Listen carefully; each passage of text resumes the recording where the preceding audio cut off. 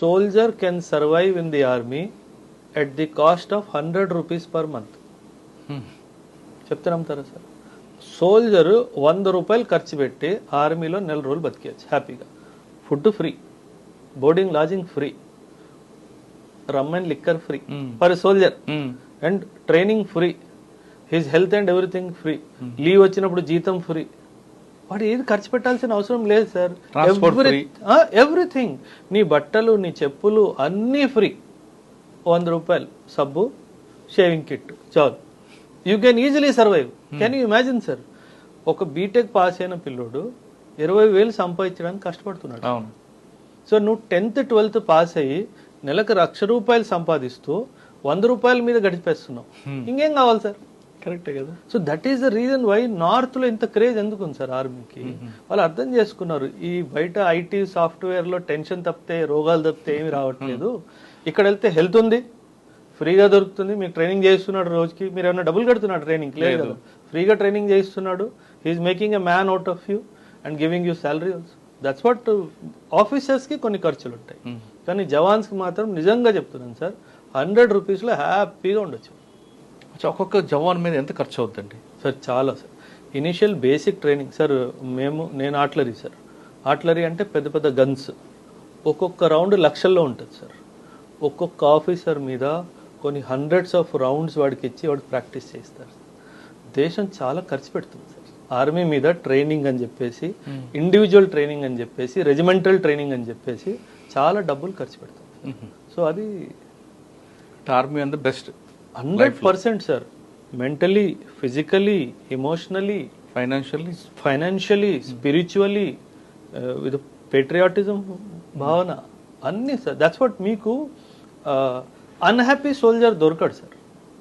Soldier suicide commit చేసుకున్నాడు అంటే ఇంట్లో ఏదో జరిగింది, అక్కడ కాదు. లేదు, అంటే మిగతా మన ఏజెన్సీ పోలీసు చూస్తుంటే లేదు, ఆ ట్రస్ట్ తట్టుకోలేదు. లేదు, ఇక్కడ ఆర్మీలో మీకు ఎప్పుడు అట్లా కనిపించదు. ఎందుకంటే we talk to each other. అక్కడ ఫ్యామిలీ లేదు సార్, అందరే ఫ్యామిలీ. నేనే తమ్ముడిని, నేనే అన్నయ్యని, నేనే చెల్లిని, నేనే కూతుర్ని అన్ని నాతో షేర్ చేసుకుంటాడు కాబట్టి లోపలే ఉండదు సార్. లోపలేం లేదు కాబట్టి హ్యాపీగా ఉన్నాడు. That's how it happens. Rare cases ఉంటాయి, 1-2 కేసెస్లో ఏదో మిస్బిహేవియర్ ఎక్కడో జరుగుతుంది, ఏదో లెవెల్లో తప్పితే. ఆర్మీలో sir blind trust sir. Simple sir. అక్కడ నుంచి ఫైరింగ్ అవుతుంది, మీరు ఆ కొండ వెనుకున్నారు, నేను ఈ కొండ వెనుకున్నాను, అక్కడికి వెళ్ళి వాడిని చంపాలి. నేను మీకు మాట కూడా మాట్లాడు, నేను మీ వైపు చూస్తాను, నేనేం చెప్పానో మీరు అర్థం చేసుకుంటారు సార్. నాకు కవరింగ్ ఫైర్ ఇస్తారు, నువ్వు ఉన్నావు నాకు ఫైరింగ్ కవర్ ఇస్తున్నావు అని చెప్పి నేను బ్లైండ్కి వెళ్ళిపోతాను సార్. ఆ ట్రస్ట్ ఎలా వచ్చింది? ఒకరినొకరు అర్థం చేసుకుంటేనే కదా వచ్చింది సార్. ఒకరినొకరు మన బాధలు చెప్పుకుంటేనే కదా వచ్చింది సార్. సో ఆ ట్రస్ట్ లెవెల్ బిల్డ్ చేయడానికే ట్రైనింగ్ ఇంపార్టెంట్. అంటే ఐ కాంటాక్ట్ తోనే నడుస్తుందా? మాట్లాడాల్సిన అవసరమే లేదు సార్. కంటి చూపుతో చెప్పేయచ్చు, అసలు నా మెసేజ్ అంటే వాడు తెలిసిపోతుంది. ఓకే, అంటే దీనికి ఒక ట్రైనింగ్ ఉంటుందండి, లేదంటే మనకి మన ఇద్దరి మధ్యన ఉన్న మాటలతోనే అండర్స్టాండింగ్ ఉంటుంది? ఫీల్డ్ క్రాఫ్ట్ అని చెప్పేసి ట్రైనింగ్ ఉంటుంది సార్. ఈ ఫీల్డ్ క్రాఫ్ట్ లో అన్ని నేర్పిస్తారు సార్. ఎన్నిసార్లు కన్నురెప్పులు కొడతాము, ఎటువైపు చూస్తాము, ఆ డైమెన్షన్, అంటే హ్యాండ్ సిగ్నల్స్ ఉన్నాయి, చాలా ఫీల్డ్ క్రాఫ్ట్ అంటారు దీన్ని. ఒకసారి ఐ కాంటాక్ట్ గురించి చెప్పండి.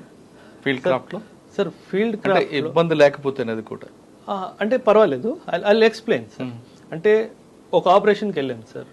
డే ఆపరేషన్ ఉంటే సిగ్నల్స్ వేరే ఉంటాయి, నైట్ ఆపరేషన్స్ ఉంటే సిగ్నల్స్ వేరే ఉంటాయి. డే ఆపరేషన్ అనుకున్నాం సార్.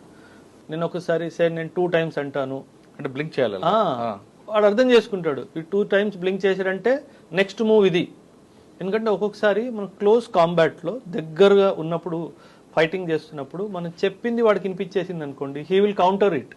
సో అది చెప్పకుండా డెఫినెట్ గా చేయాలి. కాబట్టి ఇలా చాలా సిగ్నల్స్ ఉంటాయి. ఓకే, 2 times చెప్పారు, 3 times బ్లింకింగ్ చేస్తే అంటే మనం ఏం డిసైడ్ చేసుకున్నాం అంటే it is not fixed template ఏం కాదు సార్.